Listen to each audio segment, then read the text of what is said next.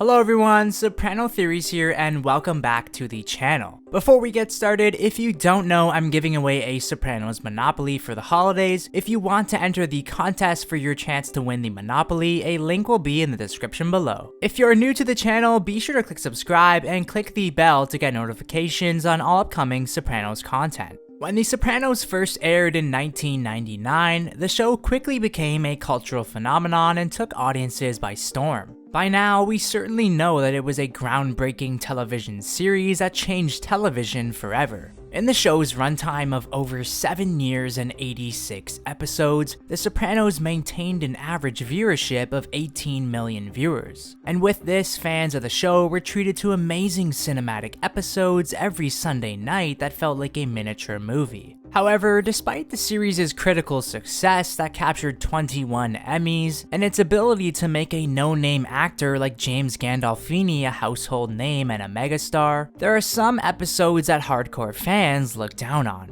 While I do agree that the incredible television series of The Sopranos consists of no worst or poor quality episode, when asking Sopranos fans what they believe to be their least favorite episode in the series, there are a few reoccurring episodes that get brought up during conversation. As many would reply with any episode that features Tony's dream sequences, as they sparked confusion in the eyes of the audience and for some, provided a lack of focus in the narrative structure of the series. Also often mentioned when it comes to disliked episodes are A Hit is a Hit, the 10th episode of Season 1, for its strange encounter between Tony and his crew and massive genius. To go along with A Hit is a Hit is Christopher, the 3rd episode of Season 4. Employee of the Month also gets brought up, the 4th episode of Season 3, largely due to the realism in Dr. Melfi's rape scene being so difficult to watch. And Chasing It, the 16th episode of Season 6, due to the sudden gambling urge Tony develops that seems to come out of nowhere. And when we look at The Sopranos' IMDb page, we can see that most of these episodes that we mentioned are ranked towards the bottom. However, when it comes to debating and pointing out the worst or least popular Sopranos episode, for hardcore fans, there's one that stands tall above the rest. And that is the 7th episode of Season 5, In Camelot. And in this video, I'll be analyzing why this episode is the supposed worst of the series by its fans. As in my opinion, this episode is actually really important and isn't as bad as the critics say. Much like every Sopranos episode, In Camelot revolves around 3 storylines. This includes Tony discovering his father's mistress, Christopher and JT's relationship becoming unstable, and Uncle Junior using funerals as an excuse to escape from his house arrest. While the 2 storylines that involve Christopher and Uncle Junior are highlighted in the episode, they're not necessarily important as to why this episode is so criticized by Sopranos fans. As clearly what weakens this episode is the character of Fran Felstein.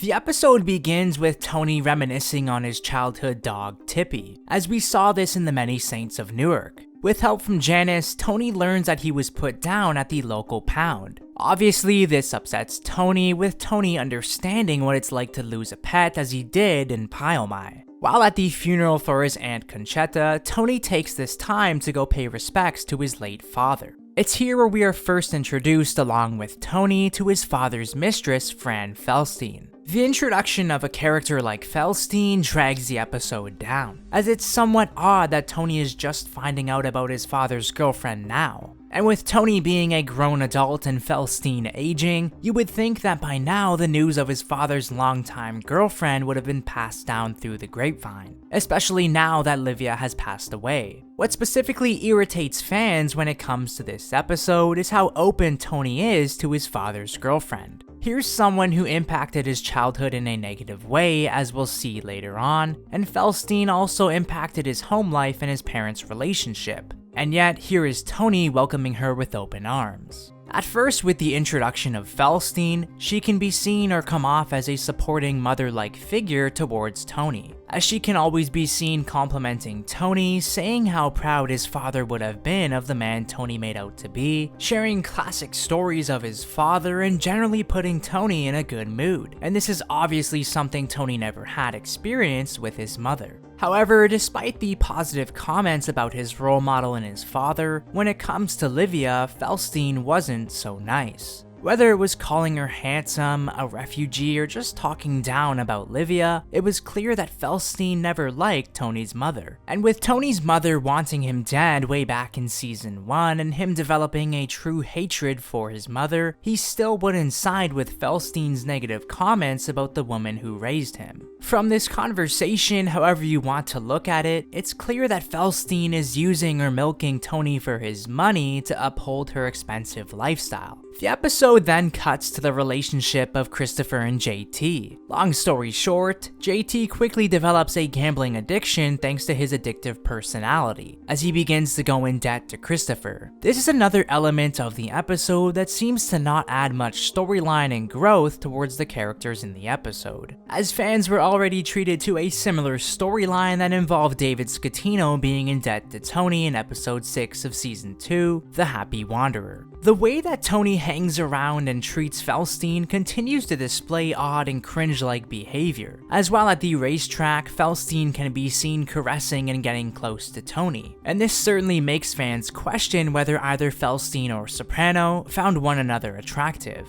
Part of what makes this episode so disliked is the behavior, mannerisms, and attitude that Felstein displays. As the episode progresses, it finally becomes clear to Tony that she was just using him for his money, and that possibly her coincidentally being at the cemetery to visit her old boyfriend, while Tony just so happened to be at the vicinity, could have possibly been a setup. Her attitude, behavior, and wardrobe all seems heavily outdated and stale, as she can constantly be seen reminiscing on the past and her youth. What gets under Tony's skin and rightfully the audience's, as we tend to mostly side with the series' protagonist, is the fact that she pokes fun at Livia and continued to smoke while Tony's father had emphysema. For both the audience and Tony, this was the last straw when it comes to Felstein, as the discovery of her continuing to smoke while Tony's father was sick displayed her true colors, as she only used Johnny for his money, much like she's doing to Tony in this episode. Also, the seriously cringe, awkward, and creepy performance of Happy Birthday towards Tony just adds fuel to the fire, and makes us despise Felstein even more. And yet, with Tony finally seeing through Felstein and how she was just a gold digger, the episode ends with Tony lying and praising Felstein at the Bing with the boys, as he can be seen calling her a knockout, classy, and bragging about Felstein having a relationship with JFK. Unlike previous episodes, this episode didn't fulfill our itches of murders and classic mob activity that fans were so accustomed to seeing. While there are some brief attempts or moments to draw audiences back into the engaging mafia material that desperately has fans screaming for more, and more importantly, what made The Sopranos so great in the first place, but rather this episode provides audiences with frustration and filler material and sort of feels like a waste of time. Nothing interesting really happens in this episode, and it's usually remembered most for its hilarious scene between Tony and Phil and the performance of Happy Birthday. However, the episode of In Camelot showcases growth and development when it comes to Tony, as well as the audience being treated to some growth and development of the reality of Tony's father, Johnny Boy. While the episode may not be a fan favorite, it's important to the overall growth of Tony, as Tony finally learns and comes to the realization that his late father, someone that he idolized so much throughout the course of his life, wasn't as good of a role model as he once thought, and that visiting Dr. Melfi in therapy and blaming his mother for everything was simply the improper thing to do all along. But rather, we see growth and development from the character of Johnny Boy, as throughout the series, we were always told by Tony in therapy or from the heckling of Livia that Johnny Boy was a saint and that Livia was the monster in the marriage. However, we see the cruelness of Johnny Boy and how self-centered he truly was. Whether it was leaving his pregnant wife in the hospital, making his own son lie to cover up his infidelities, or lying about giving the family dog away to his mistress, the episode of In Camelot largely makes you feel for the characters of Livia and Tony, as they had to deal with Johnny's bullshit. As the scene of Livia suffering a miscarriage truly makes you feel for her for arguably the first time throughout the series. The miscarriage story lets us see Johnny's corruption and how it influenced his son. As up to this point in the series, we've been so focused on Livia destroying Tony from the inside. But it wasn't just Livia, it was everything about Tony's upbringing. In a way, this realization about the reality of his father and how his actions and infidelities dismantled Livia could have struck a chord with Tony, as this could have made Tony realize that what he's done all along is hurting Carmela and his children the same way it hurt Livia and himself growing up.